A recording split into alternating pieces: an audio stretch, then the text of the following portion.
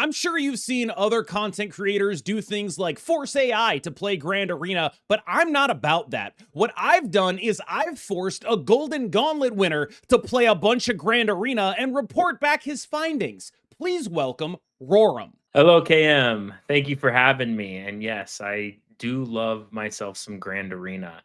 For those of you who don't know me, I'm Roram Plays. I am a former Golden Gauntlet winner, and I have been a top of ladder consistently since the MODOK season. And I have fallen in love with Marvel Snap's game mode Grand Arena. I have indeed put over 200 games already into this 21 champion Grand Arena. And I truly think that Grand Arena has some of the most fun, like skill expression as well as hard design in all of Marvel Snap. And that's what really draws me into playing a lot of Grand Arena. So I love that you have a specific champion and that champion has a skill and you build around those two cards together and trying to make it happen. And now in this Grand Arena, we do have precons built by other creators. And so it's been just a blast to see what other creators have done with their decks and how they have built these decks with their own skill expression and be able to put myself into their shoes while playing it. So I think just like the first level of this for me that I want to unpack is I think my audience has a sort of on again, off again relationship with game modes, which is to say, I suspect that among Marvel Snap creators, my audience is the highest percentage of 800, 900 gold spenders in their group, perhaps. So as someone who is undoubtedly excellent at Marvel Snap, Golden Gauntlet winner, high ladder player, what specifically about Grand Arena do you get out of Grand Arena? What aspects of that do you only get here, and why are they so compelling to you? I think the aspect that I enjoy the most is the champion skills. I think that being able to build around, I mean, we both have played Magic the Gathering. Yeah. And we have that commander type game mode in Magic that, and I don't know if a lot of your viewers are familiar with Magic the Gathering. I assume they are, being your viewers. But the champion mode, the Grand Arena, is kind of like a commander in Marvel Snap in a weird sense of way, where you have that one specific card that you're building your whole deck around with its special skill. And I just find it very engaging to build around that specific type of gameplay. I find the deck building is very rewarding. And as many of your viewers may know or may not know, the deck building is my favorite part about Marvel Snap and Grand Arena. Which is why you played RSM to win Golden Gauntlet. Just build the deck for me. All the deck building. There's just a ton of deck building in there. Okay, to be fair though, there was no Airshim in Golden Gauntlet until but yes, we do call that very engaging deck building. Absolutely. I guess where I wanted to go with this is the sort of meat and potatoes of this video is, okay, you're the foremost expert on Grand Arena in my view. I don't really think there's a single person's opinion on Grand Arena I take more as gospel than yours. So the meat and potatoes is we're going to go through each of the decks and we're going to talk about what is the appeal of each of these decks. What would you do if you were to be willing to go out on a limb and say, this is what I would have done if I were given this deck? Where do you view the power level of these decks? And that's sort of the meat and potatoes of that. But I did think it was sort of worth digging in on like the identity stuff, because I think that that's really what Grand Arena has over Marvel Snap is like, I'm a Hulk gamer. I'm a Ghost Rider gamer. And like being able to define yourself in that way, I think that's a really useful thing. And it's also worth pointing out that like people look at top players and they're like, they only care about winning. It's not true. A lot of people care about a lot of other stuff. And I think this is one of those cases. Yeah, it's true. I mean, but he loves to just play whatever he can possibly play, whether he wins or not. And I consider him probably one of the best, if not the best, North American gamer in Marvel Snap. So absolutely. Canadian Alfredo's Rocket Raccoon list looks built around the move archetypes: Sam Wilson, Batroc, Craven, Silk. All of this stuff is powerful, and it even has Cosmo and Super Skrull for some fairly specific kind of tech that you can play in this list. This looks to me, sort of, average viewer, as a deck that, like, I'd play a lot of on ladder, but why does that work in Grand Arena or not work in Grand Arena? well, we kind of thought at the very beginning before before we even had these champions in our hand that this deck was going to be one of the worst. Okay. And I was actually pleasantly surprised at how fluid it felt. It felt like it could do meaningful things every single turn. That 2-cost spell that Rocket Raccoon has, where it moves and does its ability again, you can kind of fit that into your curve in every single turn if you need to. And it ended up making the Rocket Raccoon being one of my best performing decks when I was testing. It actually, I think, is my third best performing deck out of all the ones that I played. I do think though that it has probably the most skill expression out of maybe not the most, but it definitely has one of the highest skill expressions in Grand Arena, where you have to make all your reads. So Web Cosmo is just very strong, as we know.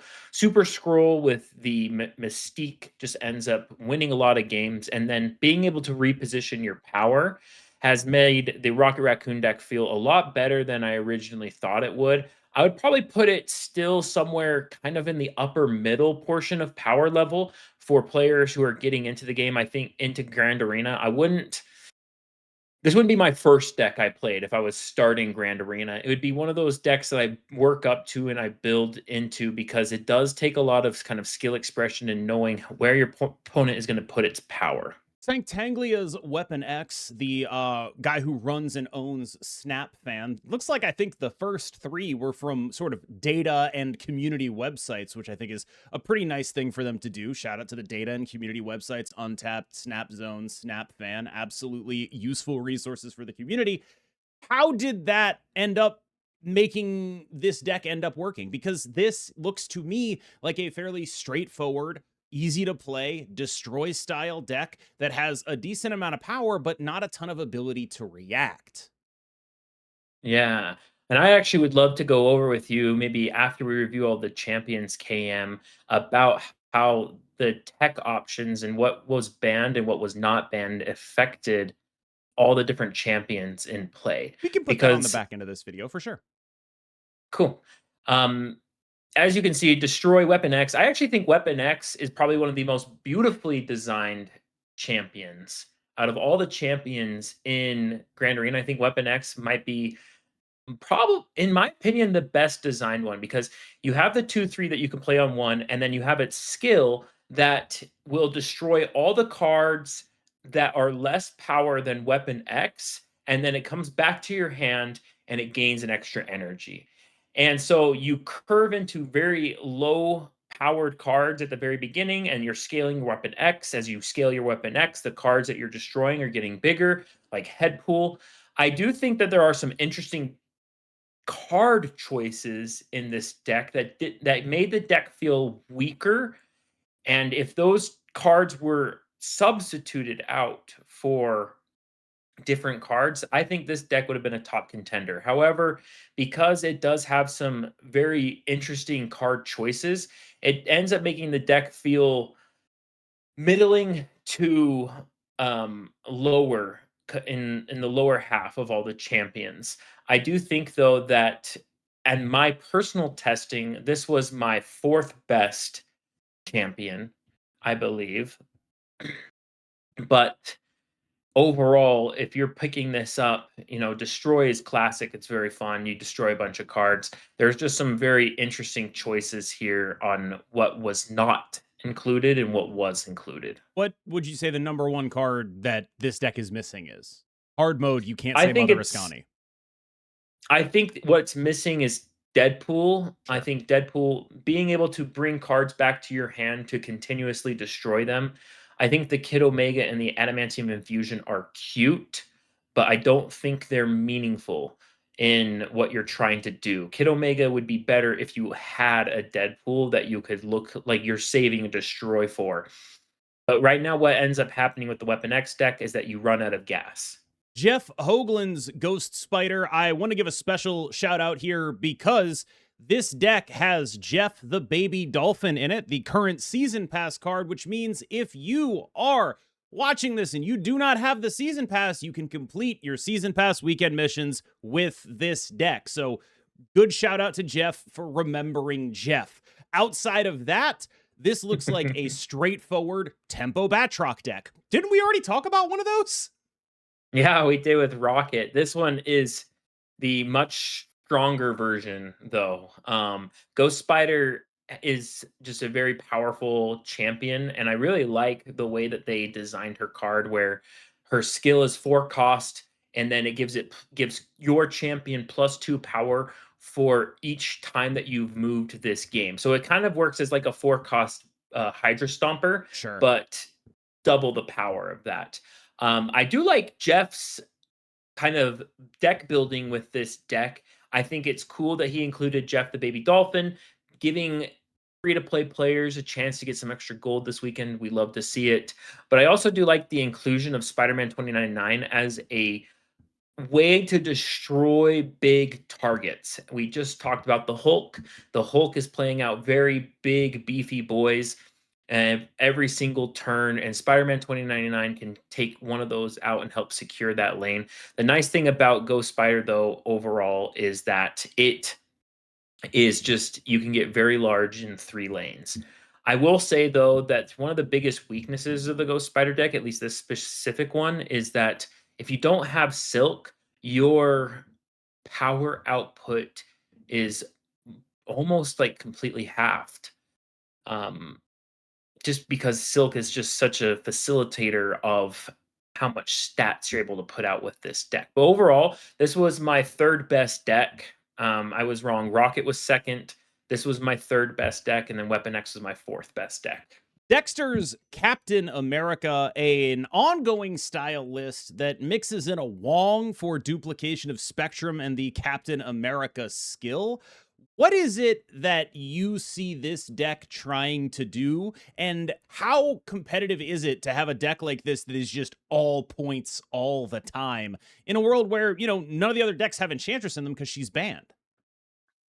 Yeah, this deck actually ends up falling a lot shorter compared to the rest of the decks. I think that not including Cosmo into the deck or not including Iron Man into this deck was kind of a big miss in the part of this Captain America deck. It actually ended up being one of the weaker of my testing, and it could have used those 2 cards to kind of accelerate its power and protect itself from cosmic ghost riders, which are plentiful in Grand Arena. I say if you're going to pick this deck up and test it out, make sure that you leave space open, at least 2 spaces open behind a Wong, because Captain America's Captain America's skill, it will not banish itself when it summons cards to the field. So leave some space open. It doesn't have the adamantium infusion text, right? So it needs that extra space available. Perhaps the funniest name of all of these lists, Safety Blades Thing, is an Aurora list using, of course, the Thing First Steps as its champion. This is a list that has just a lot of cards I instantly recognize as good. This list immediately scans as like, I've got interaction from Thing and his skill. I've got Cosmic Ghost Rider. I've got Mother Ascani. I can get 2 copies of the skill if I want to. I'm removing a lot of their stuff. I'm making some power. Anything I'm missing here? I think the only thing that you're missing here is that you actually play the skill first and then you Mother Ascani, because then you can get 2 copies of the giant thing. This is my best deck of all my testing. It just absolutely wiped the floor with most of the decks. It was wonderfully crafted and built. It has meaningful interaction. It has a very strong points output. The Thing and its skill are very strong, and it rewards you for playing it early. It also with the Ascani, and it also rewards you for playing the skill late. The skill is a 6 cost skill that goes -1 cost for each cost that you have on your battlefield, and then it gives your champion +8 power. A couple cards to shout out here. There are a bunch of cards doing double duty with cost here. Zombie Mr. Fantastic is a 2 and a 0. Herbie is a 2 that can make a 1. Hawkeye, 2 that can make a 1. Sam Wilson Captain America, a 2 that makes a 0. So you're very often just getting this card extremely cheap. Braude's Iron Man, much hyped, but perhaps a Grandmaster away? Or maybe a Cosmic Ghost Rider and Lady Deathstrike away, depending on how you think about it. Yeah, this deck on the surface screamed like the best deck of Grand Arena. Like on paper, it has all the cards that you want to make it very strong. The thing that it's lacking is an early game presence. Mr. Fantastic is just a terrible early game presence for your skill. Your skill is a 1 cost, and it gives your champion +2 power for each location that you're winning at the end of the turn.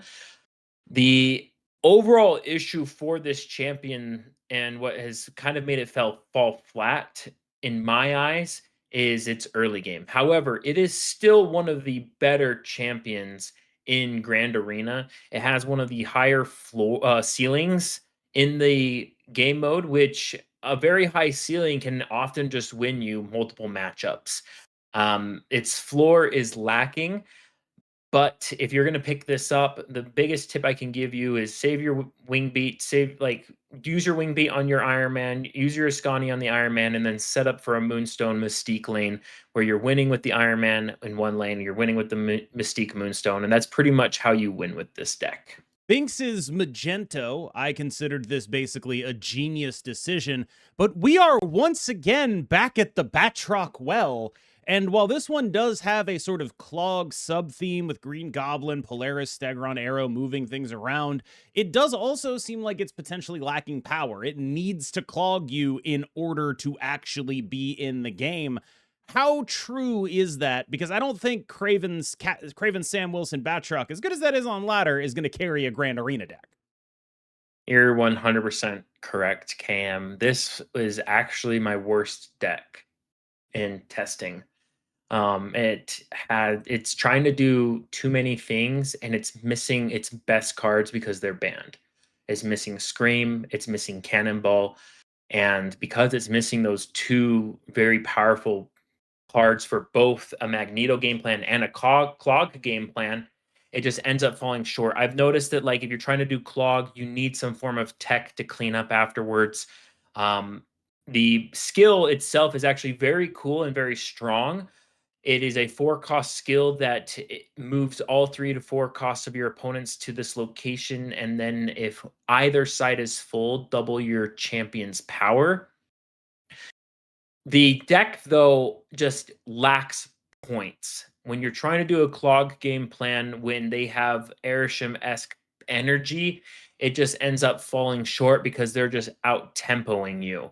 And your cards are just not putting out enough stats to be able to keep up with any of the other champions in this game mode. Well, I mean, what about this one? This one feels like it might be a good matchup. Thanos, it's not Zombies Go Nom Nom's fault. Thanos is just a kind of a card that functionally in this game mode, he is the card whose skill happens the least and matters the least. Correct? Yeah. Yeah. No, you're gonna get his skill off maybe like once out of every 10 games, which is very unfortunate because a skill is a 2-cost skill that destroys your front enemy cards at the location that you play the skill, not at Thanos's location. Sure. But your Thanos has to be over 20 power for it to work. This deck just suffers so much from that Quicksilver Thanos and that your Bluestone is just useless. Yeah. I wish for Grand Arena that they just added a way that the Bluestone did something different. Dude, even outside of Grand Arena, like, what if it just said draw Thanos, if not draw a card?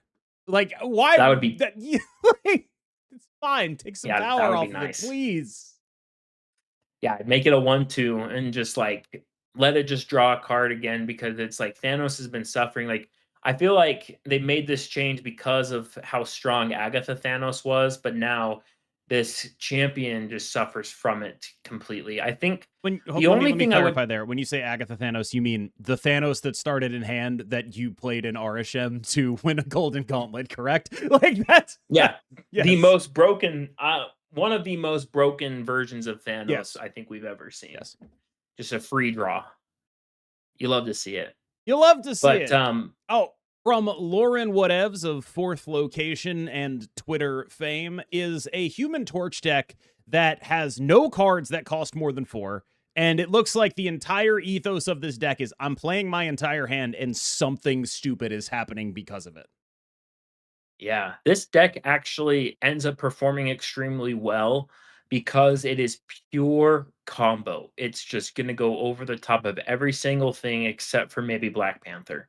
And so this deck actually ends up doing extremely well because I'm going to put every single buff that I possibly can onto the Human Torch, and then I'm going to use Human Torch skill, which is a 1 cost, add your champion's power to the top card of your deck to facilitate my last turn. So you have the Torres and the Wong to kind of duplicate and to double those buffs and make it just so that you're going to end up winning 2 lanes by a lot of power. Now, where this deck struggles is that it can struggle with draws and how clunky it can feel.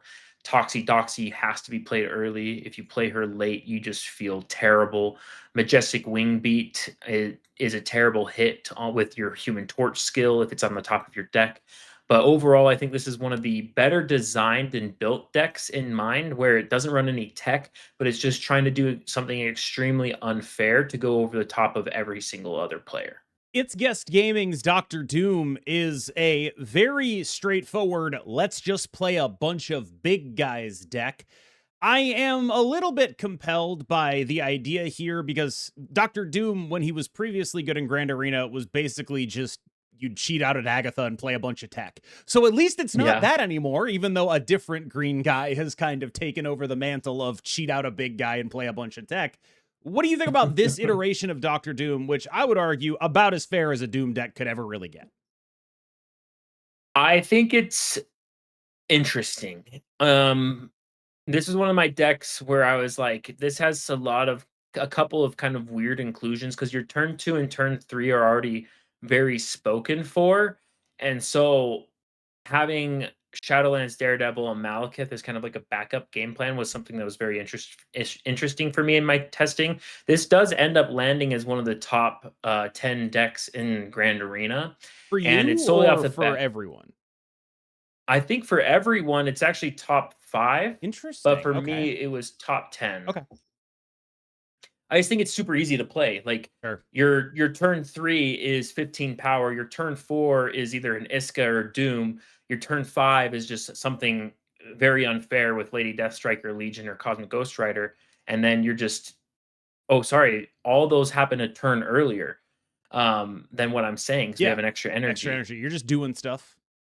You're just doing a lot of very powerful things every single turn, and it ends up making this deck feel a lot stronger. And there are tech cards that are banned that make this deck feel a lot stronger as well. Cougar's Mole Man, kind of surprising come from behind victory for Mole Man here. I don't think a lot of people ever expected a Mole Man deck to be vaguely playable, but since the last time Mole Man was on Grand Arena, a lot of support for this kind of archetype has developed. So where are we at on Mole Man? Is this the only good Selene Horseman of Famine deck? And how sustainable do you think the early success that this list has seen is? I think the sustainability of this deck is very long term. This deck just has a tremendous amount of point output. Selene is a 4/14. Ozymandias just plays with a ton of power. I think that this might be the best built deck from all of the creators in Grand Arena. I think that it has taken one of the worst decks from previous Grand Arenas and has made it into an all-star where it comfortably resides in like the top 10 of all 21, and it has no reason or business to be this good. Owie's Carnage list actually did get the Deadpool. Maybe they had to split custody between this and the other destroy list. They couldn't just put 2 Deadpool decks on here. But this looks like an even more straightforward destroy list where you are playing a Deadpool game. That is what this deck is about. And that I think maybe gives it a bit of a higher ceiling. You'd actually be surprised. I think the Weapon X deck ends up having a higher ceiling because it has just a more consistent game plan overall.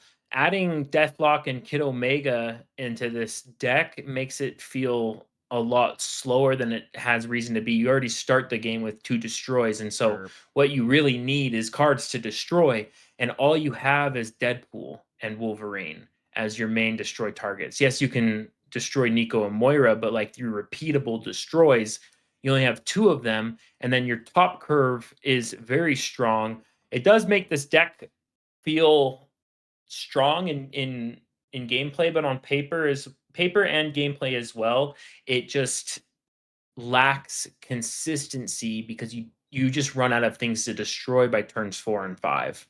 Well, I can think of one deck that does not lack consistency. That is Interrobang's Sentinel list. This has been a difficult list to make work in previous Grand Arenas. How well do you think Mr. Bang did at making Sentinel even remotely functional? I think that he did a very good job at adding powerful cards into the deck, into making sure that the Ascani, Sentinel, Victoria Hand, Gambit game plan does go off and it feels good. The only issue is that he made his skill obsolete in design because the skill is a 3-cost skill that gives your Sentinels +1 power for each created card that you played that isn't named Sentinel. And so by not having a Merlin, not having a techno-organic virus, he doesn't have repeatable created cards that don't take up board space, and just causes that skill to feel extremely lackluster and doesn't put out nearly enough power that it needs to do in order to win. Now that you mention techno-organic virus, I'm like, oh my God. That could have been the thing for this. I would love to play this deck with techno-organic virus. Yeah, techno-organic virus with Sentinels would have been very, very strong and very, very consistently good. Super Tech Gods Black Panther is a very focused combo deck. Like, there is not a lot of wasted space here. I think you could argue that Shadowlands Daredevil maybe not necessarily important, Karen Page maybe not necessarily important, but man, does this deck want to make a giant dude. Yes. This is the deck with the highest ceiling in the game, and it just can go over the top of every single person quite easily. I want to give a big shout out to Super Tech God and also Fudge, which we'll talk about in 2 steps here, where they took what were probably the most broken skills and most broken champions from previous iterations of Grand Arena, and they made decks that you can win with, but they're not fully optimized to the point where they're dominating every single game. You're gonna get a message from Interrobang that's gonna be like, that's why I didn't put techno-organic virus in there, dude. I hope he says that. That's a great out for him that I just gave him. But yeah, this is traditionally a dangerous combo deck. And it was definitely built in such a way that it's like, it retains the appeal of a dangerous combo deck without totally ruining the game mode. Yes, and I think Super Tech God did a wonderful job at making sure that it didn't just completely overrun the entire game mode because of how powerful Black Panther is. And his skill is a 6-cost card that will give a card at this location your champion's power. Note, with this skill, it cannot give it to Black Panther. And if you merge it with Man Spider or Symbiote Spider-Man, it will give the power of whatever it was last. So if the Black Panther was 10 power, it will give them 10 power to whatever you play. Because it's always checking the champion and it's no longer flagged as the champion. That is awkward. Yeah, it is awkward, but it's still such a powerful skill. The ultimate playing line with this is Fury into Black Panther into Odin, and then you play your skill on something else in another lane.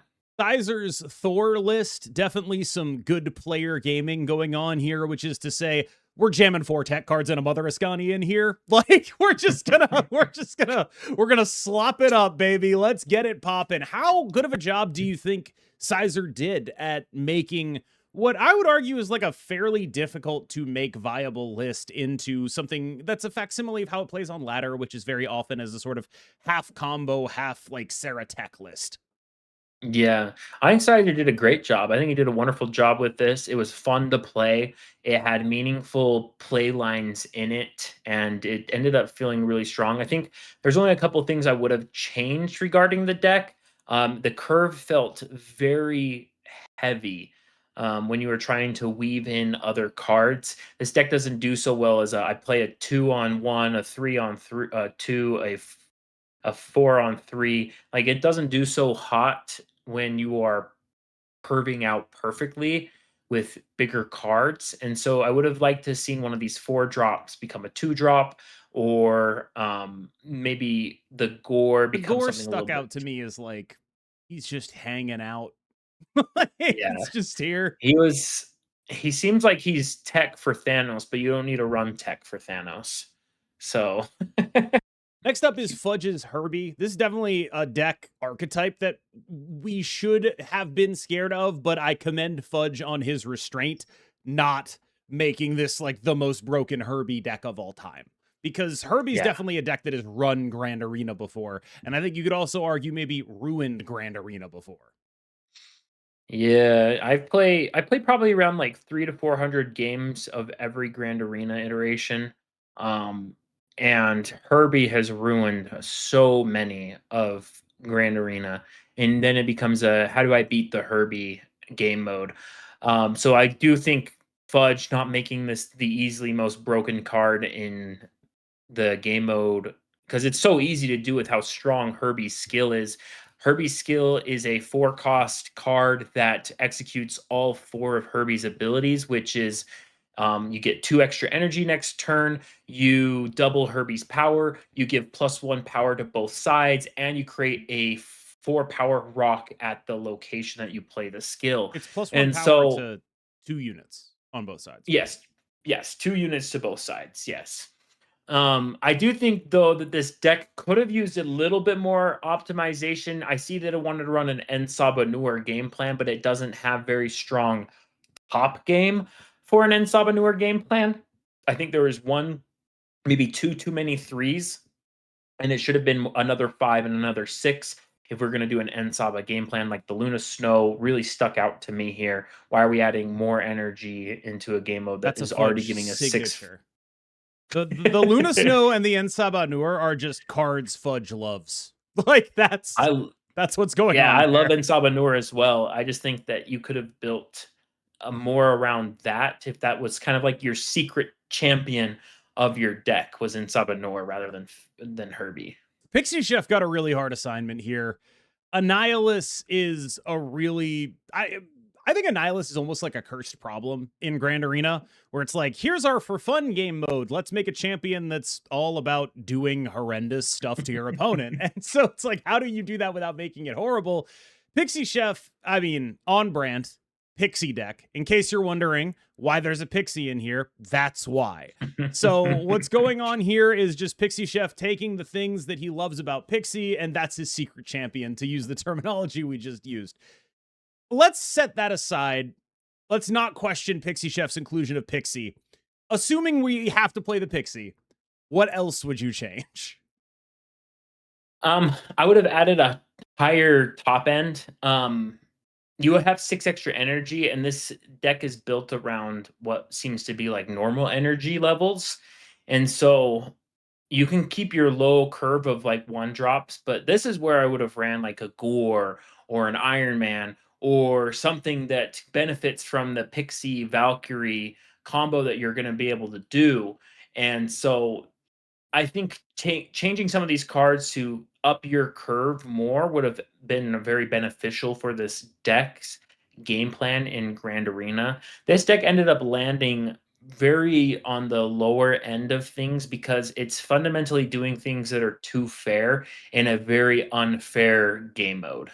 Oh, Dragano's Invisible Woman deck is a semi-fusion with an Afflict package, which I think is a good direction for her to go because, frankly, she lacks identity with all of the tech cards banned. It's sort of a deck that seems kind of built with her skill to be a tech card kind of deck.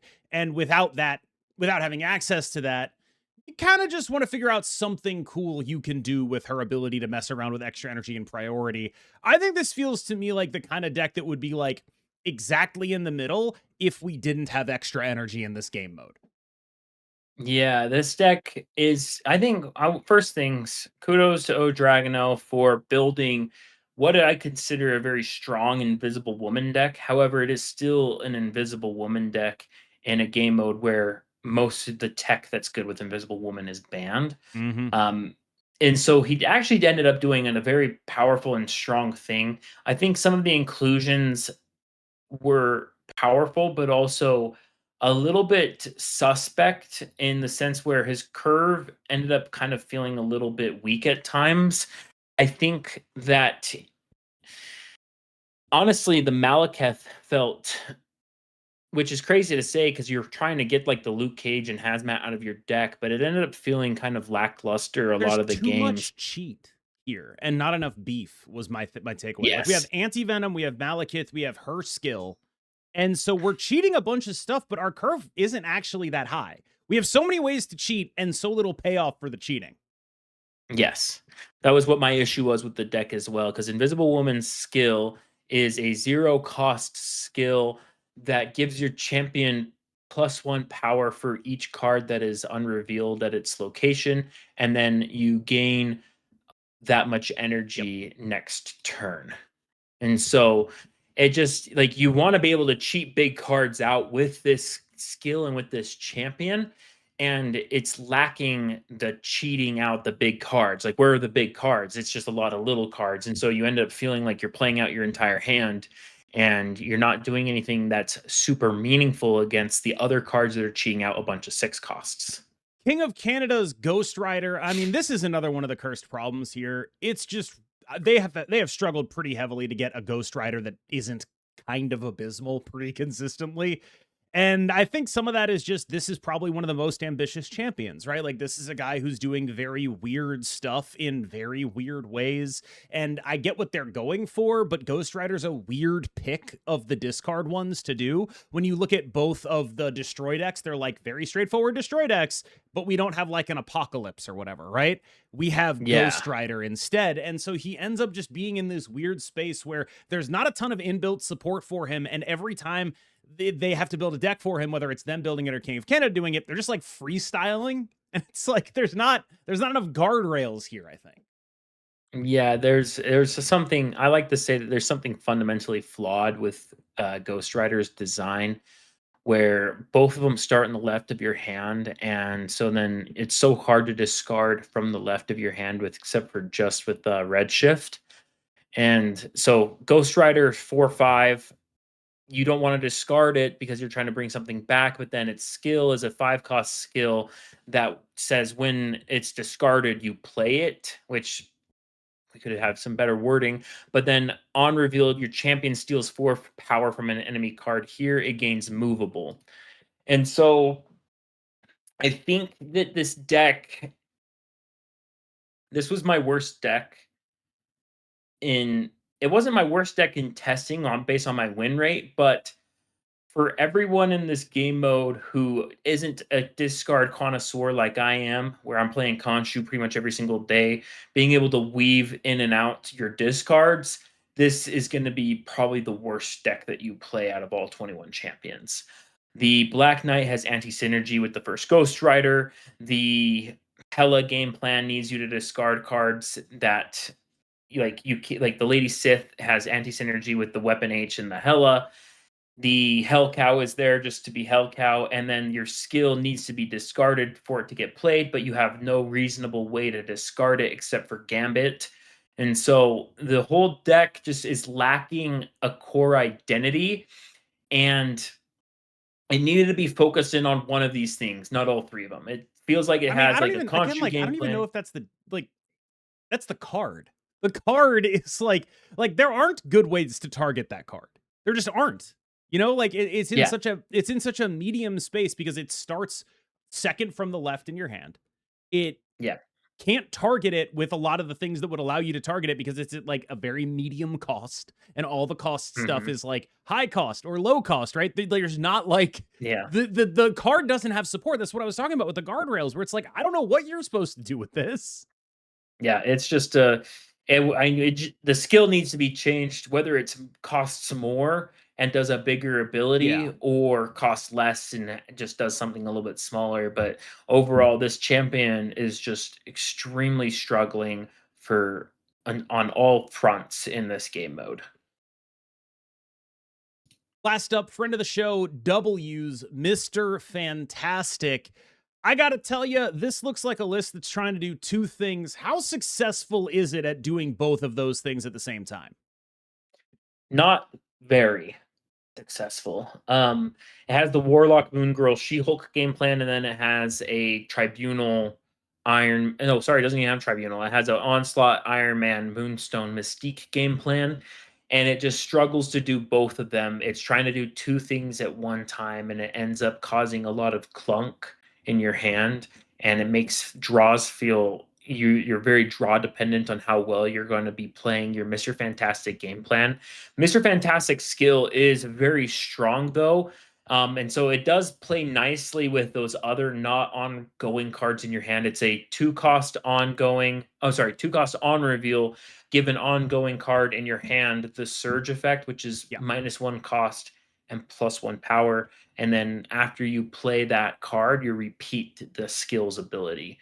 And so having non-ongoing cards in your hand does make that skill feel more targeted, but the non-ongoing cards in the hand are not that strong. With the She-Hulk Warlock Moon Girl, it's trying to abuse the fact there's no Mobius and Mobius in the game mode, but it's too diverse. It's too diverse in the top end to make it feel powerful and impactful.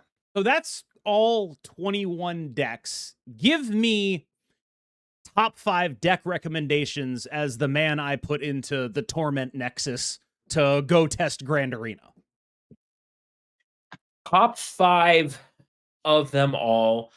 Or do we want this in context of just me playing it or across I don't want the your board stats. I want your recommendations. If your stats inform your recommendations, that's one thing. But like, you're talking to a normal person, one of my viewers.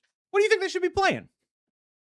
If it's one of your viewers, I actually probably end up going for a little bit more high skill kind of gameplay. Oh, someone wants to get some praise from my comments section. Okay. I got you, comments. But Hulk, Ghost Spider, Doctor Doom, Iron Man, and Thor. You're gonna say Thor over Mole Man? You're throwing your boy Cougar under the bus? That's actually a good point. I actually am going to swap that out and say Mole Man. Okay. I think that this is the best iteration of Mole Man we're ever going to see.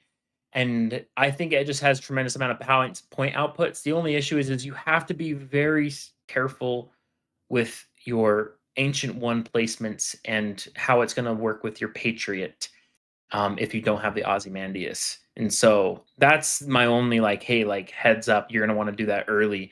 But overall, it feels the Mole Man probably is top 5. I actually like that. Thank you, Cam. Yeah, I do what I can. You mentioned earlier, I might have edited it out. We don't know yet. You mentioned earlier that you wanted to talk about the role of tech in this game mode and the role of, more specifically, the lack of tech in this game mode. So I'm just going to say, go nuts. Yeah, so one of the issues with Grand Arena is that people hate Shang-Chi and they hate their cards being interacted with. But now what it's caused the game mode to become is it becomes a who has the best points floor ends up always doing the best consistently across the entire game mode, which we see with Hulk. Hulk has one of the best points floors in the game mode, and so it can run a lot of the tech cards that beat it, but other decks cannot run tech cards that beat Hulk because there is no Shang-Chi. The only kind of tech card that beats Hulk is Valkyrie, and you have to build specifically around Valkyrie so that it doesn't screw yourself over. I think that there are a lot of cards banned in this game mode that causes specific champions to outperform other champions, like Ghost Spider has the Killmonger and the Mercury band. And so it's going to outperform decks like Destroy, like Weapon X or Carnage, that could have used the Killmonger as a tech card as well as an enabler for their own game plan. And so because of the way that some tech was chosen to stay in and how some tech was chosen to ban, has now kind of built the environment of how Grand Arena is and how it's going to remain going forward. Cost reduction, big strong beaters and very strong skills are what will dominate Grand Arena probably until we see kind of a revisit to that ban list. And I want to see the ban list get shrunken down. I want to have more cards playable than to ban more cards to make it where there's less tech available in the game mode.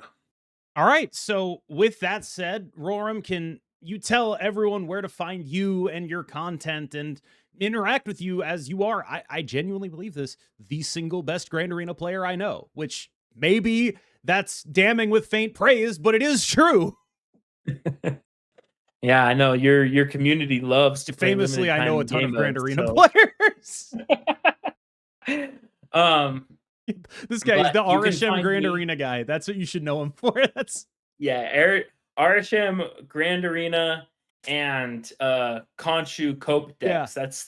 That's what you're gonna find when you come check me out at twitch.tv/Roram Plays.